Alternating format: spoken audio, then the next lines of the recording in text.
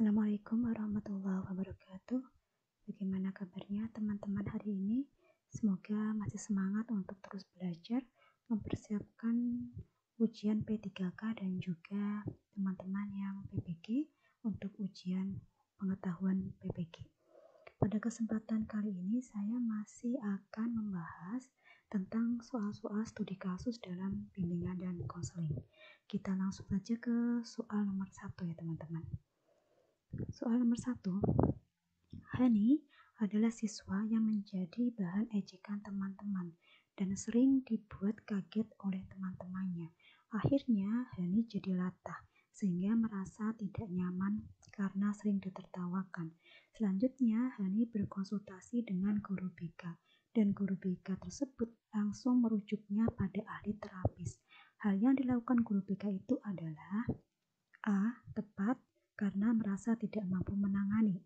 B. Tidak tepat karena konselor sudah mempercayai konselor dan tidak ingin dialih tangan kasus. C. Tidak tepat karena konselor hanya ingin didengar sebagai korban bully. D. Tidak tepat karena hendaknya guru BK melakukan konseling terlebih dahulu dan apa yang bila sudah di luar kesanggupan guru BK baru direferal. E. Tepat karena guru BK tidak bisa melakukan terapi yang khusus di luar konseling. Dari studi kasus soal ini, kira-kira jawaban yang benar adalah yang D ya teman-teman. Tidak tepat. Kenapa tidak tepat? Karena seharusnya guru BK masih bisa melakukan layanan responsif dengan konseling individu. Di konseling individu nanti tuh akan ada keterbukaan, kemudian nanti ada penyampaian masalahnya sehingga ada solusi gitu ya, dan penanganannya seperti apa. Dan juga bisa digunakan dengan beberapa teknik khusus seperti teknik assertive training, kemudian ada desensitisasi sistematis gitu ya. Kemudian dari teknik konseling individu yang dilakukan nanti, barangkali pada saat proses konseling itu ternyata ditemukan bahwa ada hal lain yang membuat Hani itu merasakan menjadi latah itu bukan karena teman-temannya. Jadi mungkin faktor lain yang bisa membuat Hani menjadi latah.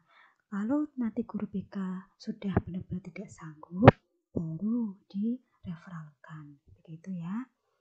Sekarang kita ke soal nomor 2. Bu Rumi adalah guru bimbingan dan konseling di SMA Pelita Bangsa.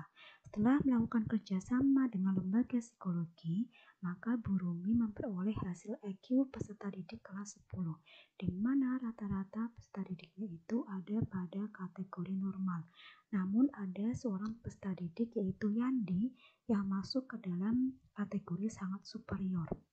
Pada proses pembelajaran di kelas, Yandi seringkali merasa bosan dan melakukan hal yang tidak sesuai dengan instruksi guru seperti menggambar saat guru sedang menjelaskan, bermain rubik, membuat kegaduhan, dan hal lain di luar belajar. Melihat kondisi tersebut, apa yang dilakukan Anda sebagai guru BK? A. Memberikan layanan responsif melalui konseling individu. B. Memberikan pengarahan kepada guru yang mengajar di kelas Yandi untuk memberikan tugas lebih banyak dari teman-temannya. C. Memanggil orang tua Yandi dan mengkonsultasikan terkait perilaku Yandi di kelas. D. Meminta Yandi untuk mengisi angket tentang peminatan mata pelajaran. E. Meminta Yandi untuk menjadi tutor teman sebaya bagi teman-temannya. Jawaban yang benar yaitu yang A. Kenapa yang A teman-teman? Karena di sini Yandi itu memiliki kategori dalam sangat superior ya. Mungkin karena kondisi Yandi seperti ini, dia memiliki perbedaan dengan yang dirasakan oleh teman-temannya gitu.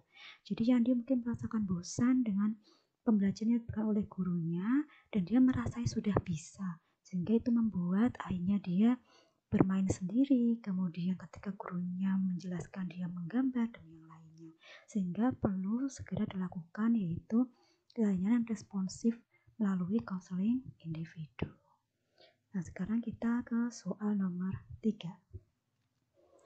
Seorang siswa sering curhat dengan guru BK melalui virtual chat.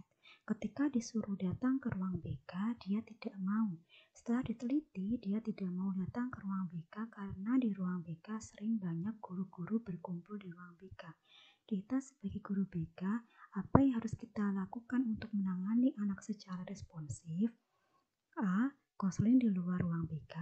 B. Menyediakan ruang konseling khusus. C. Konseling chat. D. Kotak saran layanan BK. E. Melakukan konseling di luar ruang BK untuk sementara dan mengajukan untuk diadakan ruang konseling.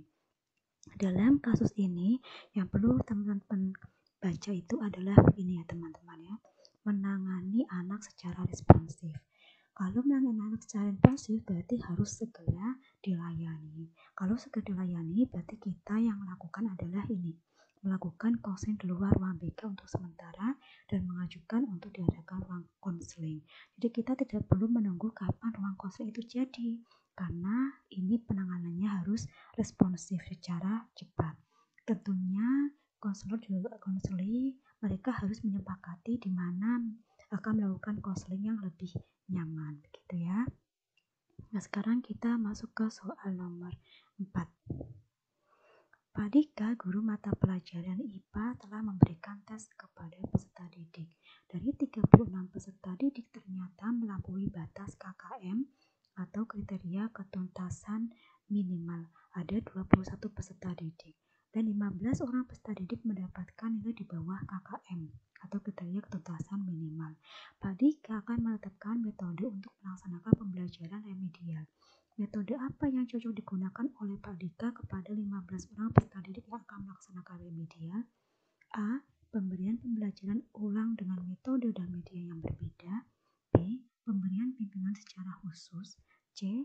Pemberian tugas-tugas kelompok. D. Langsung melakukan tes ulang. E. Melakukan tes ulang dengan soal yang sama. Kira-kira jawaban yang benar yang mana ya teman-teman? Yaitu yang C ya, pemberian tugas-tugas kelompok. Teman-teman harus ingat bahwa ada beberapa kategori di mana kita bisa menentukan apa yang harus kita laksanakan ya. Yang pertama yaitu kalau pesertanya itu yang remedial ada 50%, maka harus dilakukan pembelajaran ulang. Kalau ada 20-50% yang remedial, maka diberikan tugas kelompok.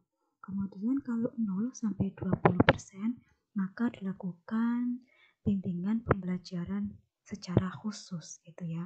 Di sini ini kriterianya yaitu masuk dalam 20-50%. Sehingga yang harus dilaksanakan itu adalah pemberian tugas-tugas kelompok. Sekarang kita ke soal yang nomor 5. Sebelum pembelajaran dimulai, Bu Rini mengajak peserta didik untuk mengikuti simulasi dari proses pembelajaran, mulai dari adanya ice breaking tanya jawab, hal-hal ringan dengan tujuan agar peserta didik bisa fokus pada ilmu atau pengalaman baru yang akan disampaikan oleh Bu Rini. Melalui hal tersebut, maka kegiatan yang dilakukan Bu Rini adalah A. Eksplorasi, B. Elaborasi, C. Evaluasi, D. Persepsi, E. Konfrontasi. Di sini ini Bu Rini harus mempersepsikan antara Bu Rini dan siswa itu agar sama ya. Berarti yang betul adalah A. Persepsi. Jadi Bu Rini harus menyamakan persepsi yang ingin disampaikan oleh Bu Rini, yaitu agar anak-anak bisa fokus dalam pengalaman baru ini yang dimaksud oleh Bu Rini. Jadi Bu Rini harus menyamakan persepsi antara Bu Rini dengan peserta didik. Maka yang dilakukan adalah persepsi. Begitu ya teman-teman ya. Semoga apa yang saya sampaikan ini bermanfaat dan nanti bisa membantu teman-teman dalam mengerjakan soal-soal ujian P3K dan juga UPPGPG. Semoga diberikan lulusan dengan nilai di atas ambang batas. Wassalamualaikum warahmatullahi wabarakatuh.